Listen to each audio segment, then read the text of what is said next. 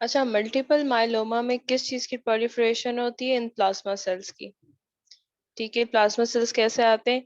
Common lymphoid progenitor sales होते हैं जो नेचुरल किलर सेल्स और स्मॉल लिम्फोसाइट बनाते हैं। आगे वो बी और टी सेल्स बनाते हैं।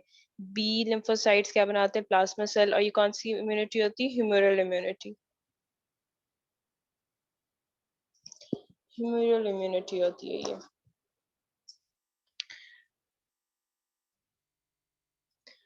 ठीक है, मल्टीपल माइलोमा की डेफिनेशन है ऐसा: malignant proliferation of plasma cells. Plasma cells increase कर जाएंगे। Normal plasma cell B cell से होते हैं और इनकी टू चेन्स होती हैं, हैवी और लाइट चेन। ठीक है, और जो लाइट चेन होती है ना, वो कैपा और लेम्डा से बनी होती है। ये देखो, ये जो येलो वाला पोर्शन है ये लाइट चेन है, और जो ग्रीन वाला पोर्शन है वो हैवी चेन है। अब जो लाइट चेन है इट कुड बी इधर कैपा और लेम्डा। आगे है एक हैवी चेन एंटीबॉडी में। हैवी चेन इसलिए इंपॉर्टेंट होती है क्योंकि वो डिटरमिन करती है कौन सी टाइप की एंटीबॉडी होगी, वेदर इट बी जी, ए, और एम, और ई, और डी। ये हैवी चेन डिटरमिन करती है। दूसरी बात ये बतानी है, मोनोमर जो होती है वो आई जी डी, ई और जी होती है। डायमर जो होती है वो ए वाली होती है, और पेंटामर जो होती है वो आई जी एम होती है। यहाँ तक कोई कंफ्यूजन? प्रीवियस इम्यूनिटी की बेसिक्स हैं ये।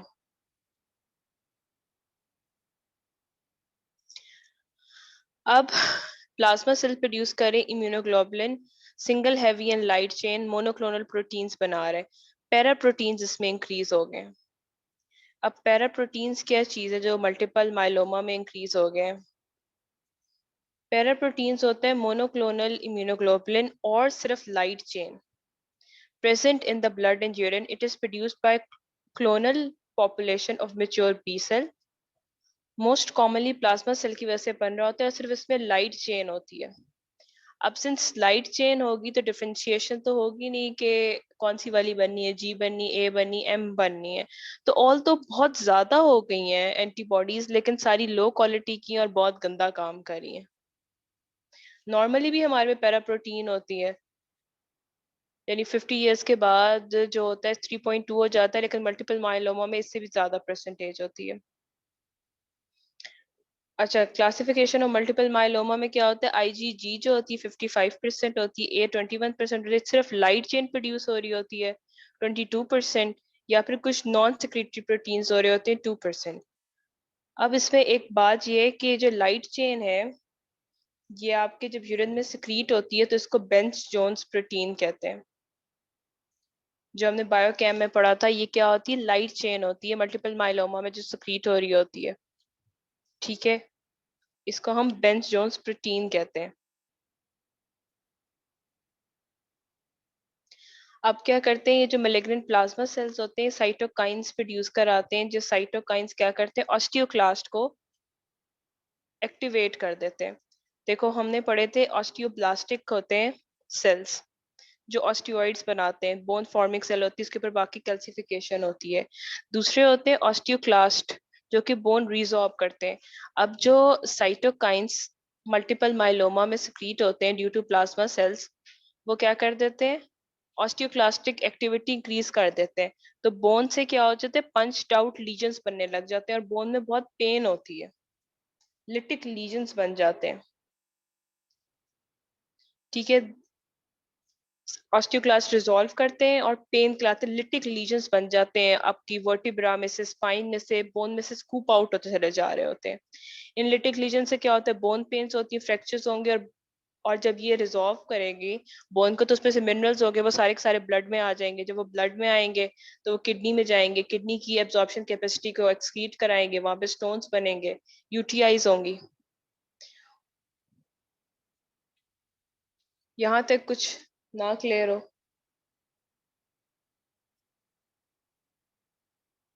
अच्छा, आगे क्लिनिकल फीचर्स क्या क्या आएंगे?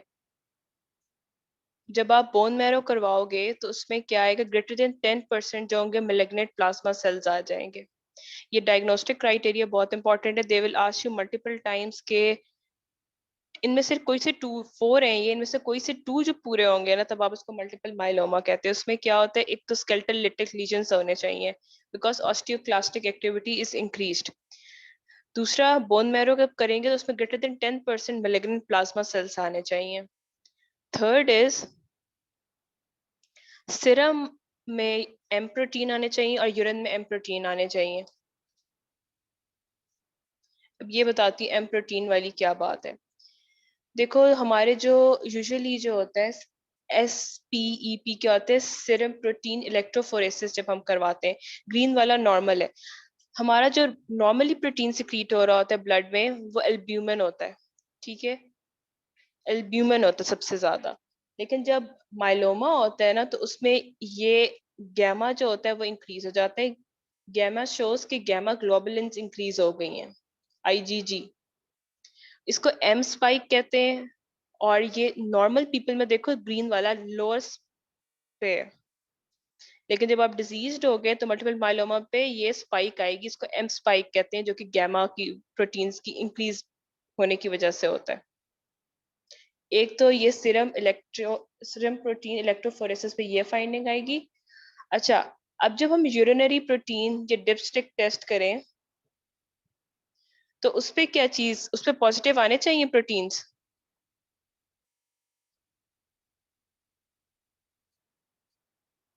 उस पे protein, urinary protein dipstick test में पॉजिटिव होने चाहिए कि नहीं होने चाहिए, क्यों होने चाहिए प्रोटीन्स। अच्छा देखो, जो हमारा यूरिनरी प्रोटीन डिप्सिक टेस्ट होता है ना वो सिर्फ एल्ब्यूमिन को डिटेक्ट करता है, तो वो नेगेटिव आता है। तो इसलिए यूरिनरी भी सीरम प्रोटीन इलेक्ट्रोफोरेसिस, उस पे भी इलेक्ट्रोफोरेसिस करेंगे तो ठीक आएगा ये। उस पे भी इलेक्ट्रोफोरेसिस कराना पड़ता है, वो उसमें पॉजिटिव नहीं आता क्योंकि वो सिर्फ डिटेक्ट करता है एल्ब्यूमिन को।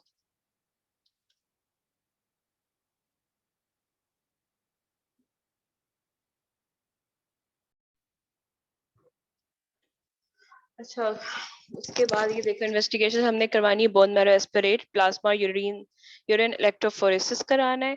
और उसके बाद क्या करना है, ESR नॉन स्पेसिफिक पर रेज्ड होगा।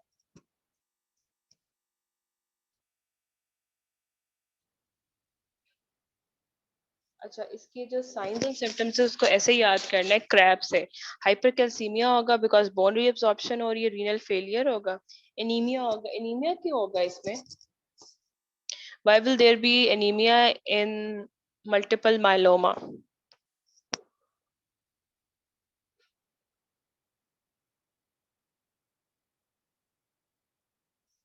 एनीमिया क्यों होगा, एनीमिया इसलिए वो किडनी फेलियर हो रही है तो एरिथ्रोपोइसिस इंक्रीज हो जाएगा। दूसरा, बोन मैरो रिप्लेस कर देगी सब कुछ प्लाज्मा सेल से, तो प्लाज्मा सेल ज्यादा बनेंगे, हमारी अटेंशन जाएगी नहीं रेड सेल प्रोडक्शन के ऊपर। तीसरा, बोन फ्रैक्चर्स होंगे। बोन फ्रैक्चर्स इसलिए होंगे क्योंकि ऑस्टियोक्लास्टिक एक्टिविटी इंक्रीज हो गई है और वो पंच्ड आउट लीजन्स करा रहे हैं। अच्छा, एक दफा इसका दोबारा से पैथो भी रिवाइज कर लेते हैं। पैथो यही थी कि इसमें क्या हो गया, एक तो इंक्रीज्ड प्रोलिफरेशन हो गई प्लाज्मा सेल की।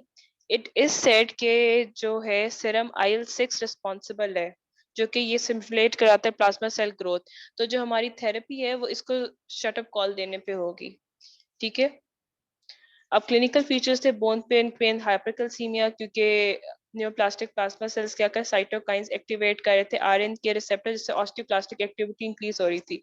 एक्सरे पे क्या आएगा, हमें स्केलेटन पे लिटिक पंच्ड आउट लीशंस होंगे, जैसे आइसक्रीम के स्कूप्स निकाल लिए किसी ने बोन्स में से, और फिर फ्रैक्चर्स हो जाएंगे। सीरम प्रोटीन एलिवेटेड होंगे, क्यों, एम स्पाइक आएगी, M spike is for gamma की स्पाइक आएगी। कौन सी वाली, IgG और A इंक्रीज होगी, ये परसेंटेजेस याद करनी है। IgG 55 और A 21% होगी ये। उसके बाद एक और इसकी इंपॉर्टेंट बात है कि जिसमें डेथ होती है ना वो इन्फेक्शन होती है। सो इट सीम्स पैराडॉक्सिकल कि प्लाज्मा सेल्स में एंटीबॉडीज गैमा ग्लोबुलिन इतनी इंक्रीज होगी और फिर भी डेथ हमारी हो रही है इन्फेक्शन से। वो इसलिए हो रही है क्योंकि एंटीजेनिक डाइवर्सिटी तो है नहीं, उनकी डिफ्रेंसिएशन तो हो नहीं रही, एक ही टाइप की बनी जा रही है और बिल्कुल वो यूजलेस है। तो you have to memorise this MCQ कि most common cause of death जो होती है ना इसमें इन्फेक्शंस होती हैं, body is unable to fight against infections. उसके बाद रोले फॉर्मेशन होगी, रोले फॉर्मेशन होगी because there is increase serum protein है। अच्छा, सिर्फ कौन कौन से प्रोटीन रोले फॉर्मेशन तब होती है जब कैथोडिक प्रोटीन्स जो होते हैं ना वो इंक्रीज हो जाते हैं, जैसे कि फाइब्रिनोजन एंड इम्यूनोग्लोबुलिन्स। उससे रोले फॉर्मेशन होती है। रोले फॉर्मेशन का मतलब है जब चार रेड ब्लड सेल एक दूसरे के ऊपर कॉइन की तरह स्टैक अप हो जाते हैं तो उसको रोले फॉर्मेशन कहते हैं। वो हमें नजर आएगा पेरिफेरल फिल्म पे।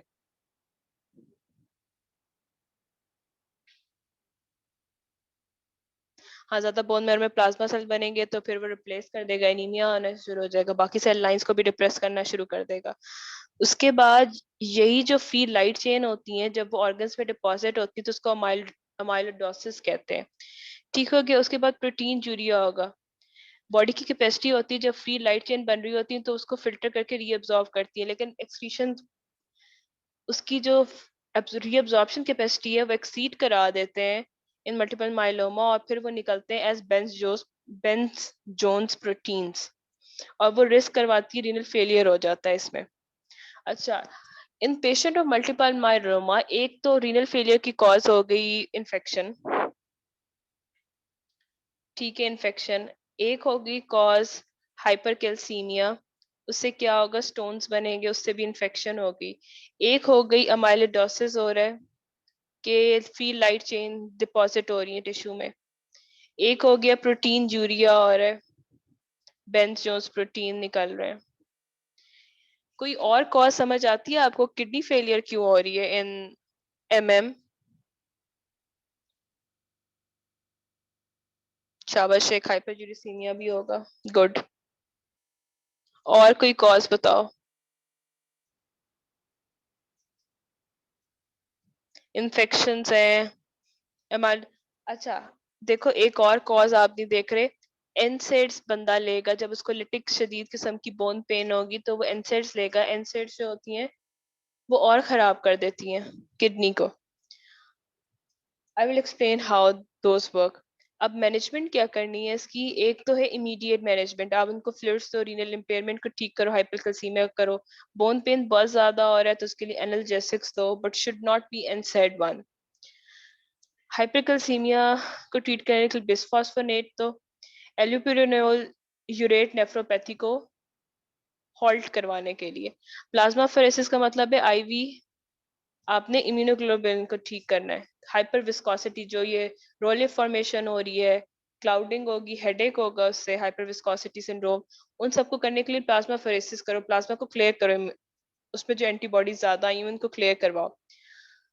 सेकंड जो इसकी है ना उसमें कीमो करनी है विदाउट स्टेम सेल, विद और विदाउट स्टेम सेल ट्रांसप्लांट। अगर तो पेशेंट ओल्डर है तो उसको एमटीपी थेरेपी करवानी। एमटीपी क्या थेरेपी है, इसमें मेलफेलन, प्रिडलिसोलोन और टी फॉर थैलिडोमाइड। थैलिडोमाइड पता है क्या चीज है? थैलिडोमाइड क्या करता है, इंटरल्यूकिन 6 को इंटरफेयर करता है और फिर इस तरह से ये प्रोलिफरेशन ऑफ माइलोमा सेल्स को स्टॉप करा देता है।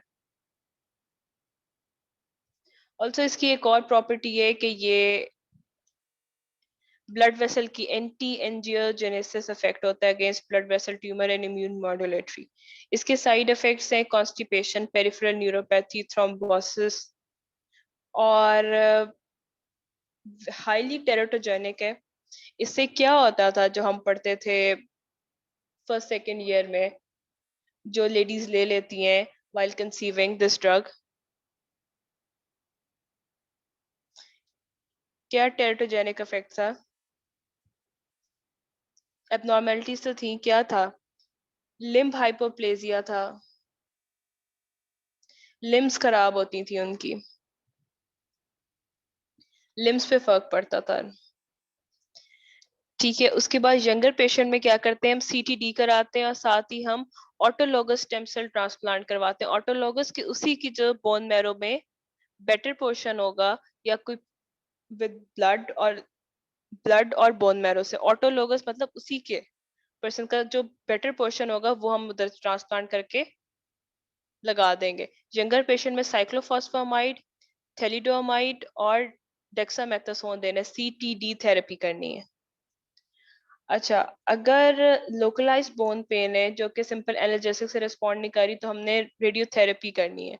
और फोर्थ पे हमने क्या करना है, बिसफॉस्फोनेट देने हैं, वो बोन को प्रोटेक्ट करते हैं। अब बिसफॉस्फोनेट कैसे एक्ट करते हैं, वो इनहिबिट कर देते हैं ऑस्टियोक्लास्टिक बोन रिजॉर्प्शन को।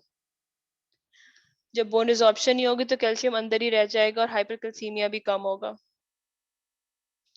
ये देखो ऑस्टियोक्लास्ट क्या कर रहे हैं, को इनहिबिट करा रहे हैं। ये बिसफॉस्फोनेट क्या करे, इनहिबिट करा है ऑस्टियोक्लास्टिक एक्टिविटी को। ये बिसफॉस्फोनेट मॉलिक्यूल्स है।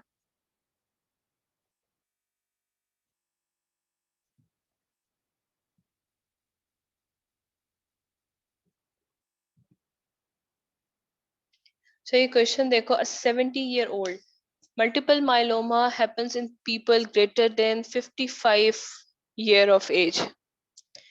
अब 70 और यूजुअली मेल प्रीडोमिनेंस होती है इसमें, मेल होगा 77-year-old mail.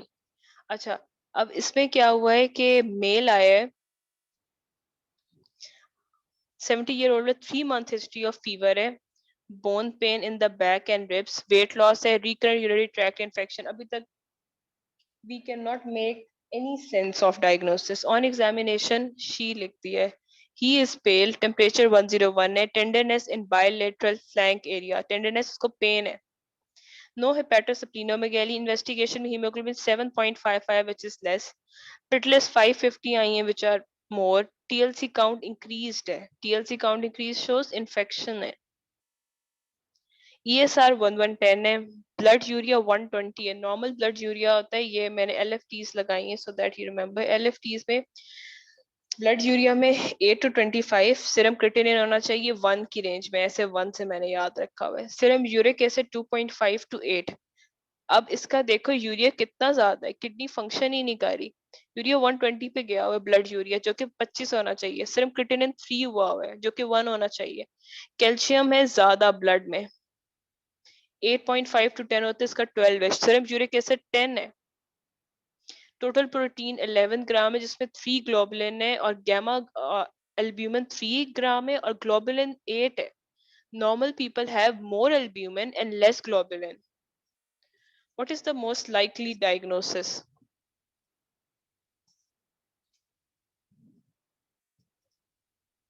What is the most in your exam it's difficult to diagnose multiple myeloma, समझ नहीं आ रहा होता and it looks very non-specific।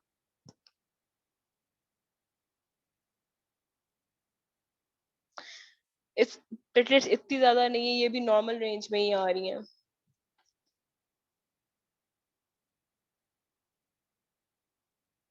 उसके बाद देखो 4 इन्वेस्टिगेशन टू कंफर्म, 4 इन्वेस्टिगेशन थी कि बोन मैरो पे आपको ग्रेटर देन 10% मिल जाए, आपने इलेक्ट्रोफोरेसिस कराना है, ठीक है, ब्लड का, ब्लड में देखना है, दूसरा यूरिन में देखना है,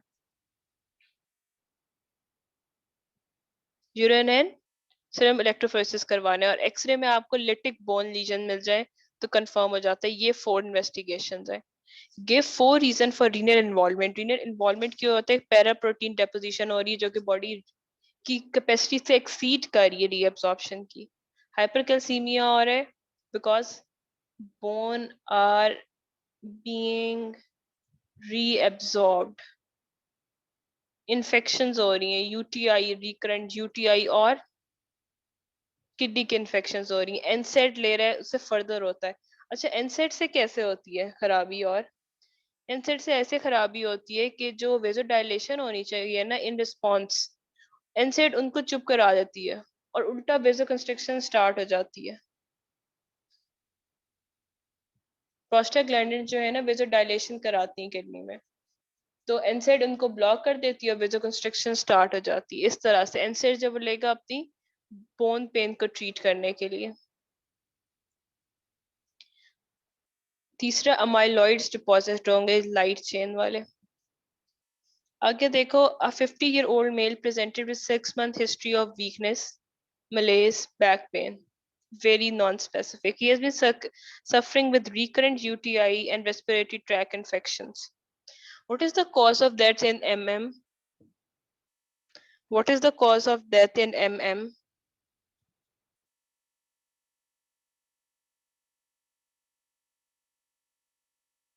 इन्फेक्शन, इसको भी बहुत सारी इन्फेक्शन हुई हुई है। हीमोग्लोबिन 8.5 है, TLC 3.5, platelets ESR 120, protein urea है, और ब्लड ब्लड भी आ रहा है यूरिन में। ब्लड यूरिया 120 है जो कि 8 to 25 होना चाहिए। सीरम क्रिएटिनिन 1 होना चाहिए जो कि 3 है। एलएफटीज टोटल बिलिरुबिन 2 है, एएलटी 3 ये सारे नॉर्मल आ रहे हैं। सीरम कैल्शियम रेज्ड है, यूरिक एसिड रेज्ड है, और globulin is more than albumin. What is the most likely diagnosis? Give 4 reasons for renal failure in such patient. 4 investigation. Name 2 drugs used to treat this illness. What are the names of 2 drugs used to treat patient? कोई से 2 drugs बता दो।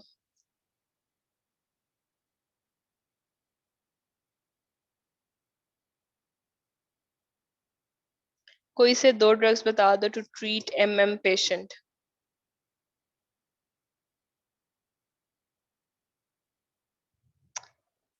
Drugs बताओ कोई से to treat patient. को कैसे treat कर रहे थे ड्रग्स के नेम? एक तो बिस्फॉस्फोनेट है, गुड।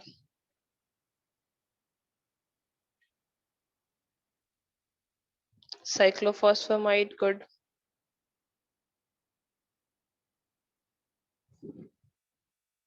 थैलिडोमाइड। आ जाओ। A 65-year-old man presents with low-grade fever for 6 weeks. He also complains of bone pain, weakness, early fatigue. His workup reveals ESR of 112, hemoglobin 10, TLC, DLC, platelets subnormal है.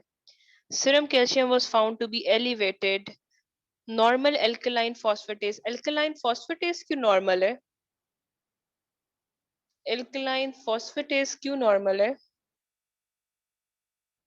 क्योंकि alkaline phosphatase तब raise होता है जब osteoblastic activity होती है। इधर तो उल्टा ऑस्टियोक्लास्टिक एक्टिविटी हो रही है।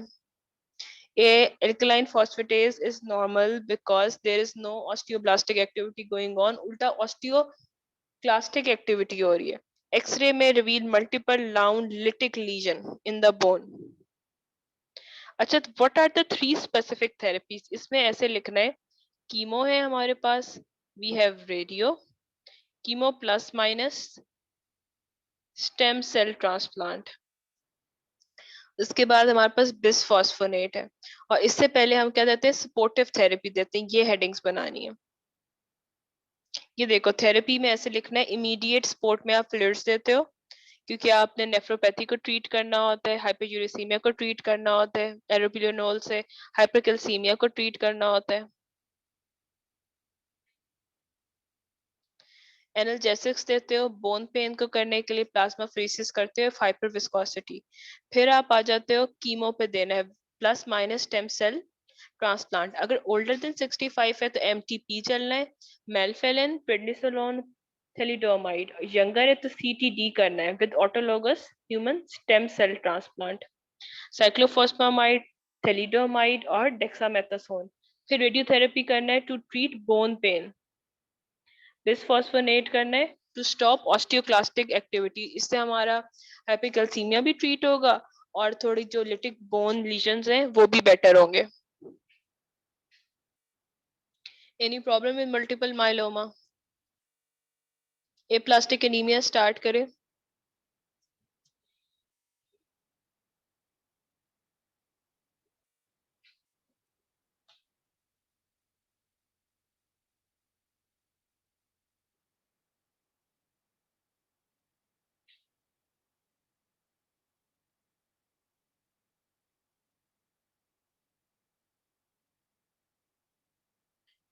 अच्छा, ए प्लास्टिक एनीमिया हो सकता है इडियोपैथिक, हमें कॉज नहीं पता उसकी, या दूसरा हो सकता है acquired, could be due to drugs और वायरसेस। अच्छा, ए प्लास्टिक जो है ना, एनीमिया, एनीमिया इसमें मिसनोमर है, रॉन्ग वर्ड है, क्योंकि इसमें पैनसाइटोपिनिया होता है, सारी लाइंस डिप्रेस होती हैं, और वो इसलिए होती हैं क्योंकि हेमाटोपोएटिक प्रिकर्सर्स जो हैं उनको खराब हुई हो जाती है। उनको रिप्लेस करके अंदर कोई फाइब्रोसिस स्टार्ट हो जाती है, ट्यूमर स्टार्ट हो जाती है, तो हमारा स्टेम सेल डिफेक्टिव हो गए और क्या हो गया, प्लास्टिक प्लास्टिक हो गई है, bone marrow becomes plastic. I am saying plastic is not actually plastic, वहां पे अब कुछ नहीं बचा, वहां पे या तो फाइब्रोसिस हो गया या ट्यूमर ने इन्वेड कर लिया है, ठीक है, हमारे स्टेम सेल डिफेक्टिव हो गए और तीनों lines WBC, platelet, WBC, red blood cells सारे के सारे कम हो गए, ए सेलुलर और हाइपोसेलुलर होगी, it is not making cells. अच्छा, अब इसमें रेटिक्स इंक्रीज आएंगे या डिक्रीज आएंगे पैनसाइटोपिनिया के साथ? इन ए प्लास्टिक एनीमिया, पैनसाइटोपिनिया तो चलो बता दिया, मिलता है, अब रेटिक्स इंक्रीज आएंगे डिक्रीज आएंगे? रेटिक्स क्यों डिक्रीज होंगे?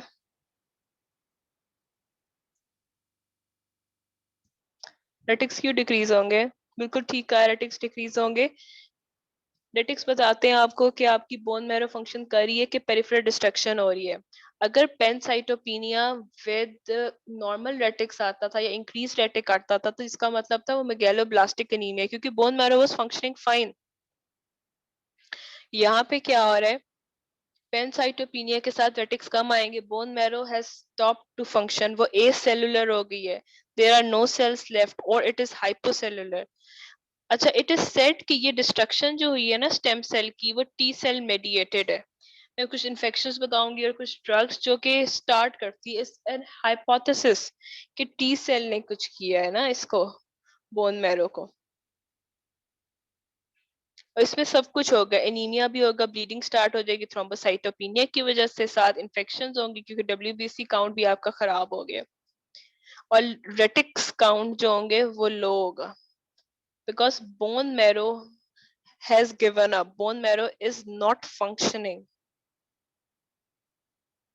इसका क्राइटेरिया है सिवियरिटी करने का, ठीक है, वेरी स्फेयर जो होती है ना, मैरो सेलुलरिटी लेस देन 20%, सिर्फ 25% रह जाएगी, neutrophil 0.5 into 10⁻⁹, पेटिलस 20, reticular site count भी कम हो जाएगा। अब वेरी स्फेयर में न्यूट्रोफिल्स इससे भी ज्यादा डिक्रीज हो जाएंगे, और नॉन स्फेयर में जब अबव कोई भी क्राइटेरिया नहीं फुलफिल करेगा, you have to memorise this criteria, this is very important for both paeds and medicine. Merit सिर्फ जो आपकी 25% से रेस्ट ले जाएगी, न्यूट्रोफिल 0.5 इंटू 10⁻⁹ आ जाएंगे, अगर वो 0.2 होते हैं तो फिर वो वेरी स्पेयर में चला जाता है।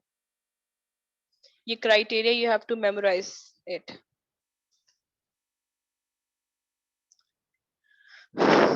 अब इसकी मैनेजमेंट क्या है?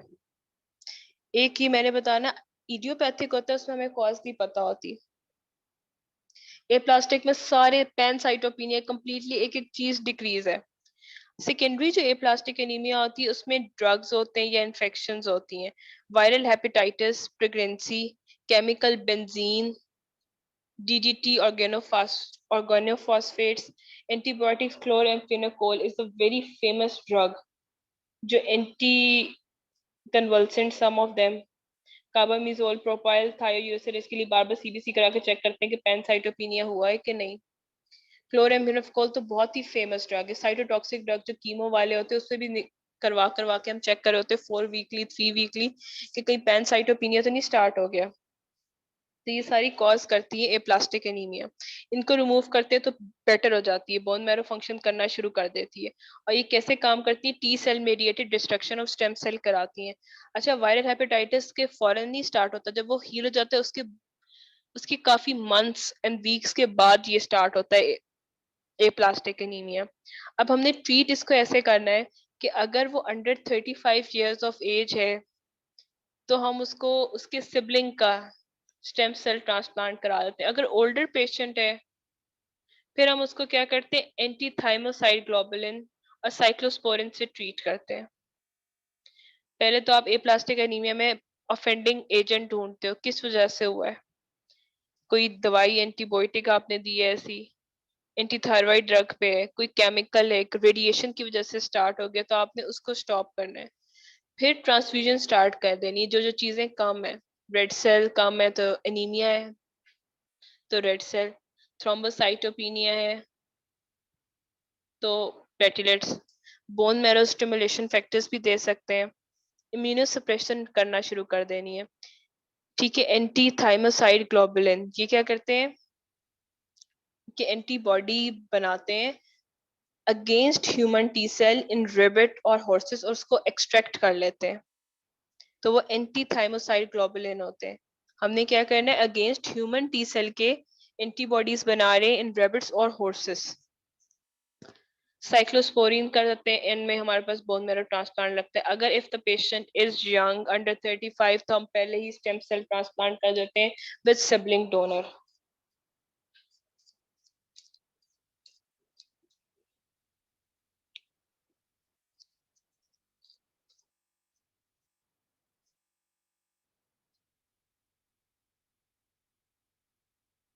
बिफोर वी डू क्वेश्चंस ये इधर से भी कर लेते हैं। अच्छा, ये क्वेश्चन रीड करो। अ 7-year old boy presents with fever for 1 week, occasional bleeding from nose, pale है, pale shows anemia है, bleeding from nose means thrombocytopenia कोई भी इसका, और इसके बाद नो हेपेटोस्प्लीनोमेगाली, ऑन इन्वेस्टिगेशन हीमोग्लोबिन 5 है, डब्ल्यूबीसी काउंट 3000 है, प्लेटलेट्स 35,000 है, रेटिक्स 0.5 है। बच्चों में रेटिक्स कितने होते हैं? 2.5 to 5%, और एडल्ट्स में रेटिक काउंट होता है 0.5 to 1%। तो इसका रेटिक्स एडल्ट काउंट से भी लो है। तो एक्वायर्ड एप्लास्टिक एनीमिया क्या होता है? पेरिफेरल पैनसाइटोपिनिया होता है with hypocellular bone marrow, less than 25% Davidson का क्राइटेरिया। उसके बाद ये केमिटा क्लासिफिकेशन है जिसमें माइल्ड है, स्वेयर है और वेरी स्वेयर है। उसमें क्या हो गया, 5 to 15 absolute neutrophil count platelet 1 lakh तक जो है वो माइल्ड टू मॉडरेट है। स्वेयर में लेस देन 20,000।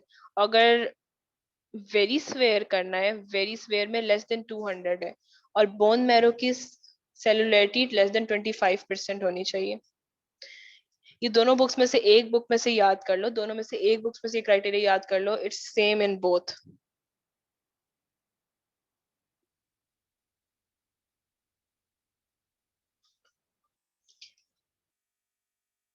इधर ड्रग्स पहले तो इडियोपैथिक हो सकता है, हमें कॉज पता ही नहीं चलती कभी। अच्छा, इडियोपैथिक का मतलब होता है कि आपने बाकी सारी कॉजेज एक्सक्लूड कर दी हैं, हिस्ट्री में आपको कोई नहीं मिली, कोई ड्रग्स आपने इन्वेस्टिगेशन करवाई, कोई इन्फेक्शन नहीं थी, उससे कोई हेपेटाइटिस नहीं हुआ, ना ही वो रेडिएशन के पास गया है। ठीक है, कोई वायरल इन्फेक्शन नहीं हुई, हेपेटाइटिस, ईबीवी, एचआईवी में भी हो सकता है, साइटोटॉक्सिक क्लोरेमफेनेकोल, इनमें से किसी ने भी नहीं लिया। और ये क्या होता है कि इसकी प्रोजेनेटर सेल्स जो है एथ्रोसाइट के, पेटलेट्स के, मोनोसाइट, ग्रेनुलोसाइट के डिस्ट्रक्शन हुई। क्यों हुई? T cell mediated. I told you before कि T mediated involving T lymphocyte की वजह से हुई। और जो मोस्ट फेमस ड्रग है हमारा क्लोरेनफेनिकोल है, इसकी वजह से पेनसाइटोपिनिया होता है, तो इसको पुल कर लिया हमने मार्केट से। डायग्नोसिस कैसे करेंगे? एनीमिया नजर आएगा, रेटिक काउंट लो होगा less than 1 because bone marrow is not functioning, white blood cell count markedly low, platelets markedly low. जब बोन मैरो एस्पायरेशन कराएंगे और बायोप्सी कराएंगे तो ये बहुत जरूरी है कि आप लिखो उसमें कि वो हाइपोसेलुलर होगी, और एक्चुअली वो भी लिख दो less than 25% of cellularity will be present. इसकी डीडी एक्यूट ल्यूकीमिया, उनमें भी सारे पैनसाइटोपिनिया के साथ नजर आ सकते हैं, सेप्सिस डीआईसी में। कॉम्प्लिकेशन होंगी वही इन्फेक्शन, हेमरेजेस होंगे। मैनेजमेंट करनी, पहले तो आपने रिमूव कर देना है अगर किसी हैजर्डस और टॉक्सिन के साथ है, इसका रेडिएशन वाली जगह पे बैठे हुए। एंटीबायोटिक्स ट्रीट करनी, पारेंटल एंटीबायोटिक्स से, जो कि आईवी एंटीबायोटिक्स होती हैं। एनीमिया है तो रेड सेल देने, थ्रोम्बोसाइटोपिनिया के लिए प्लेटलेट ट्रांसफ्यूजन करनी, और बोन मैरो ट्रांसफ्यूजन करनी एचएलए कंपेटिबिलिटी के साथ, जो कि सिबलिंग डोनर में होती है। बेस्ट ऑल्टरनेट थेरेपी अगर सिबलिंग डोनर नहीं मिलता तो फिर वो एंटी लिम्फोसिटिक ग्लोबुलिन, साइक्लोस्पोरिन और कॉर्टिकोस्टेरॉइड से ट्रीटमेंट करनी है। प्रोग्नोसिस, अगर चिल्ड्रन अर्ली ट्रीट कर दें तो उनका ग्रेटर देन 80% सर्वाइवल का चांस है।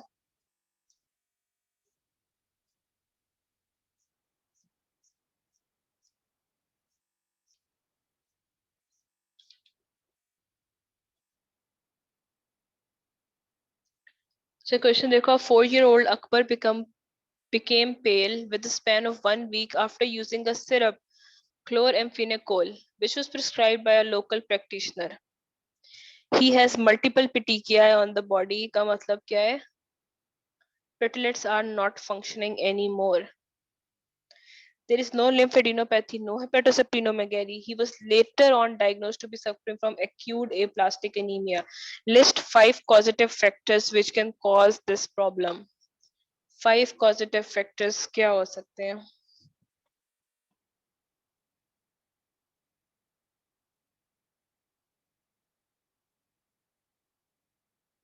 शाबाश. Risha has memorized it. EBV है, HIV था, HEP है, और कौन सी ड्रग्स है?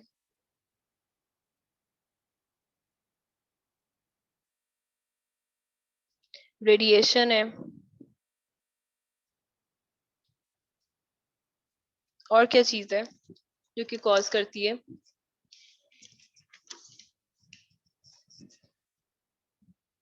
एंटी थायराइड ड्रग्स थे.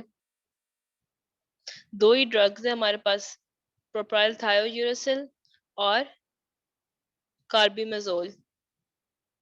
इम्यूनोसप्रेसिव ड्रग जो थे ना, एजोथायोप्रीन, वो भी कॉज करती है. और केमिकल के साथ अगर आपका एक्सपोजर है, जैसे कि बेंजीन, इंसेक्टिसाइड, ऑर्गेनोफॉस्फेट, वो भी कॉज करते हैं.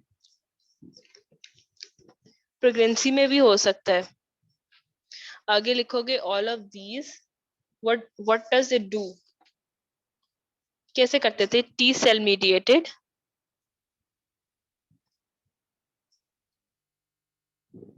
डिस्ट्रक्शन ऑफ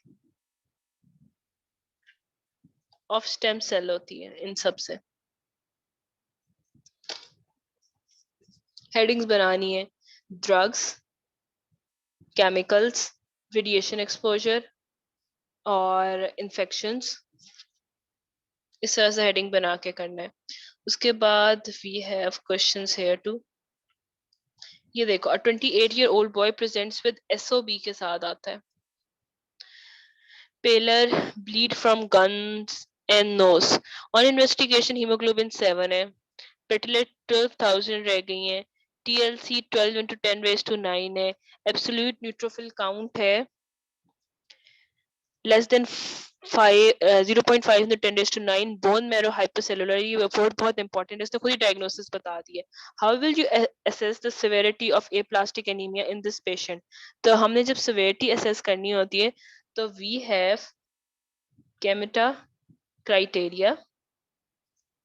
उसमें हम बोन मैरो की सेलुलैरिटी देखते हैं. लेस देन 25% मींस स्वेयर है. उसके बाद न्यूट्रोफिल काउंट हम कितने देखते हैं?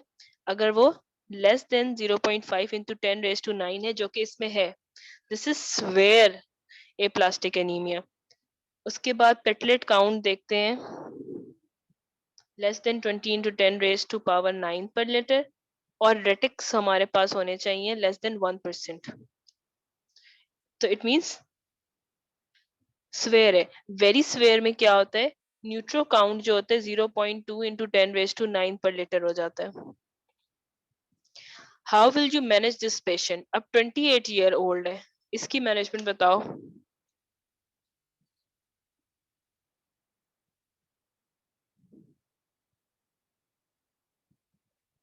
हाँ, ये स्वेयर प्लास्टिक एनीमिया.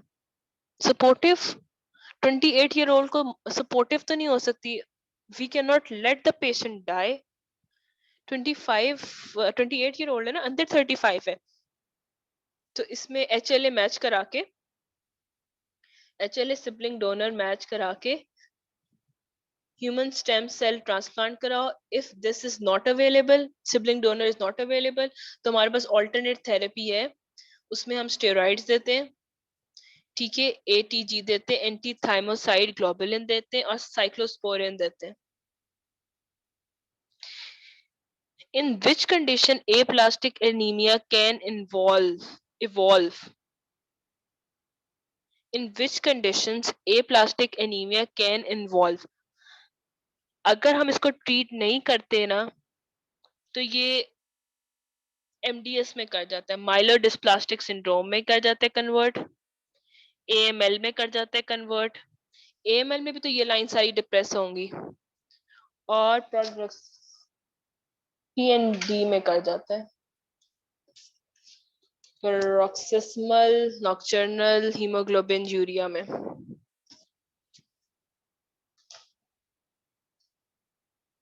PNH में अगर हम ए प्लास्टिक एनीमिया को ट्रीट नहीं करते हैं, उसको नॉन ट्रांसप्लांटेड में रखते हैं, तो क्या हो जाता है, वो माइलोडिस्प्लास्टिक सिंड्रोम में कन्वर्ट हो जाता है, AML में कन्वर्ट हो जाता है, लुकीमिया में कन्वर्ट हो जाता है, ब्लास्ट सेल आने लग जाते हैं उसमें,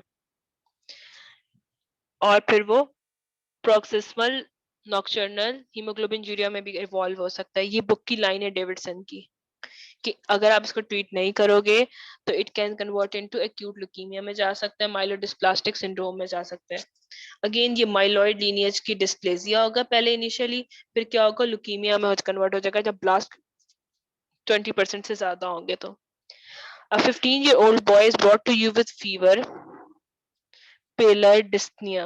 On examination, marked pallor but no hepatosplenomegaly and lymphadenopathy. Hemoglobin 6.5 है, TLC 1800 है, DLC में polyps 20 है, lymphocytes 78 है, mono 2 है, ईओ नहीं है, बेजो नहीं है, प्लेटलेट्स 25,000 है। अच्छा, अगर बेजोफिल्स ज्यादा होते हैं तो कौन सा वाला लुकीमिया होता है, वी डिड इट यस्टरडे,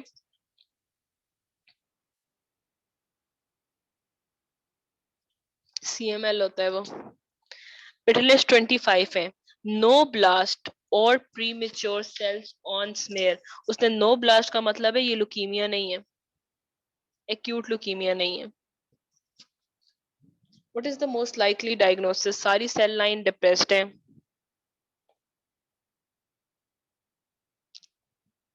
क्या चीज है ये, aplastic anemia. What investigation will be most helpful in establishing diagnosis? हम किन किन इन्वेस्टिगेशन से डायग्नोसिस स्टैब्लिश करते हैं? हम CBC करा के पैनसाइटोपिनिया देखते हैं, तीनों ब्लड लाइन डिप्रेस होती है, फिर हम डेटिक्स कराते हैं, वो लेस देन 1% आती है, showing bone marrow is not functioning. फिर बोन मैरो का हम एस्पिरेट निकाल के उसको चेक करते हैं तो वो हाइपोसेलुलर आता है, please use this word, hypocellular नजर आता है, बोन मैरो हाइपर सेलुलर नजर आता है। And how will you treat this case, 15 साल का बच्चा है आपने, उसका क्या करना है, अंडर 35 है ना, तो हमने एलोजेनिक HLA मैच करना है सिबलिंग डोनर से, अवेलेबल सिबलिंग से, और इसका ह्यूमन स्टेम सेल ट्रांसप्लांटेशन करना है। अगर if due to some misfortune कोई किसी का सिबलिंग नहीं है, तो क्या करेंगे, उसको इम्यूनोसप्रेसिव थेरेपी पे जाएंगे, antithymocyte globulin, cyclosporin, steroids will be treatment of choice. और अगर हम नहीं ट्रीट करेंगे तो क्या, ल्यूकीमिया में कन्वर्ट हो जाएगा, माइलोडिस्प्लास्टिक सिंड्रोम बन जाएगा। Very good. इनिशियली तो हम उसकी प्लेटलेट और वो ट्रांसफ्यूजन भी कर सकते हैं। एनीमिया ट्रीट करने के लिए रेड सेल ट्रांसफ्यूजन करें, प्लेटलेट ट्रांसफ्यूजन करें।